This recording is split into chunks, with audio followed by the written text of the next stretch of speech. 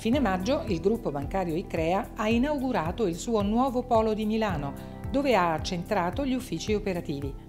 Una struttura di 6.000 metri quadri che ospita 175 degli oltre 2.300 dipendenti del gruppo. Spazio ai giovani è stato il titolo della giornata, ispirata all'aspetto più strategico del gruppo, che adotta modelli innovativi di business e di relazione con il mercato, focalizzandosi in particolare sul ruolo dei giovani e dei loro talenti. La giornata ha visto la partecipazione del top management, di alcuni ospiti illustri, di imprenditori che hanno manifestato la forte inclinazione all'innovazione nei settori più diversi, insieme alle testimonianze di giovani talenti.